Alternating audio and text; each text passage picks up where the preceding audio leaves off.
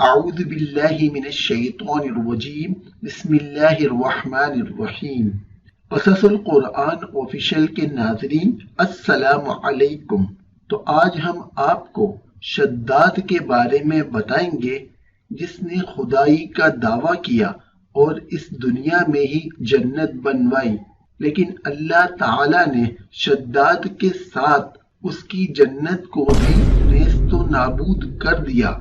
تاریخ میں شداد کا تعلق حضرت ہود علیہ السلام کی قوم سے ملتا ہے، کیونکہ شداد بھی قوم عاد سے تھا اور قوم عاد ہی کی طرف حضرت ہود علیہ السلام کو بھیجا گیا تھا۔ عاد کے دو بیٹے تھے، شدید اور شداد، دونوں بادشاہ تھے۔ شدید تو تقریباً 700 برس تک بادشاہی کر کے مر گیا اور اس کے بعد شداد ملعون بادشاہ ہوا۔ جہاں تک اس کی بادشاہت تھی اسی کا حکم چلتا تھا۔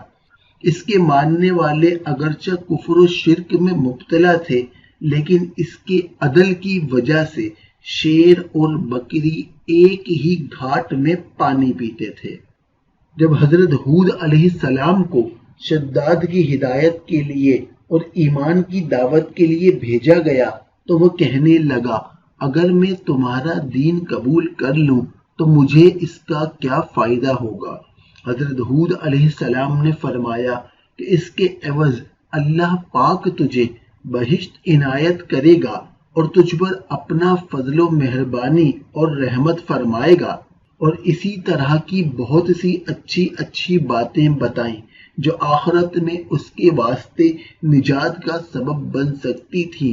لیکن اس ملعون پر ان بھلی باتوں کا کچھ اثر نہ ہوا اور کہنے لگا کہ تو مجھے بہشت کی بہت ساری صفات بیان کرتا ہے، میں بھی اس دنیا میں اس جیسی ایک بہشت بناؤں گا اور دن رات عیش و عشرت کروں گا، مجھے تیرے خدا کی بہشت کی کچھ حاجت نہیں۔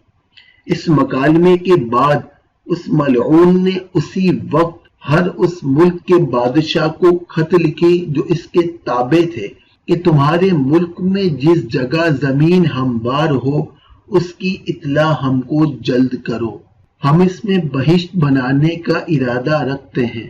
اس کے بعد اپنے قاصد ہر جگہ بھیجے تاکہ ہر علاقے کا سونا، چاندی اور جواہرات لے کر آئیں۔ یہ بھی کہا کہ جتنے بھی مشک و عنبر ہاتھ آئیں وہ بھی لیتے آئیں۔ بہت ہی جستجو کے بعد خطہ عرب میں ایک قطعہ زمین ملی۔ کئی استادوں اور ان کے کاریگروں نے مل کر اس کی پیمائش کی اور سارا خزانہ وہاں لا کر جمع کیا گیا۔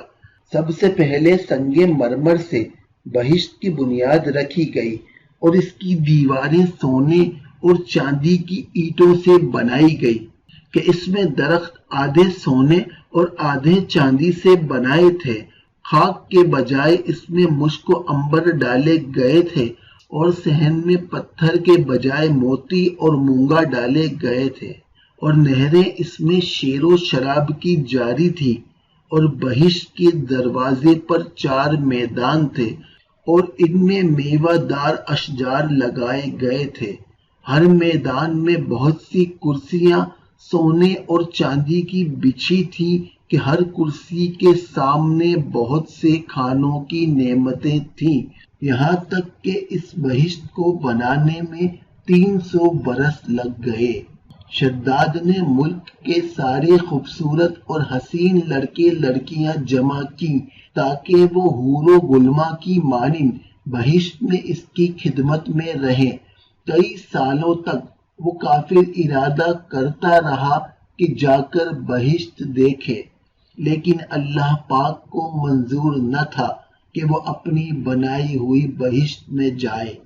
ایک روز کمال خواہش سے 200 غلام ساتھ لے کر بہشت دیکھنے گیا۔ جب وہ بہشت کے نزدیک پہنچا کہ بہشت کے دروازے پر ایک شخص کو کھڑا دیکھا تو اس سے پوچھا، تو کون ہے؟ اس نے کہا، میں ملک الموت ہوں۔ شداد نے پوچھا تو یہاں کیوں آیا ہے؟ ملک الموت نے جواب دیا کیونکہ تو دوزخ کا حقدار ہے اور وہیں جائے گا، تب اسی حالت میں کہ اس کا ایک پاؤں گھوڑے کی رکاب پر تھا اور دوسرا بہشت کے دروازے پر، اس کی روح قبض کر لی گئی۔ ایک فرشتے نے آسمان سے ایسی سخت آواز کی کہ اس کے سب ساتھی ہلاک ہو گئے اور وہ سب دوزخی ہوئے، اور اس کی بہشت کو زمین کے نیچے دبا دیا گیا کہ قیامت تک اس کا کچھ اثر باقی نہ رہے۔ بعد میں اللہ پاک نے حضرت صالح علیہ السلام کو قوم سمود کی طرف رسول بنا کر بھیجا۔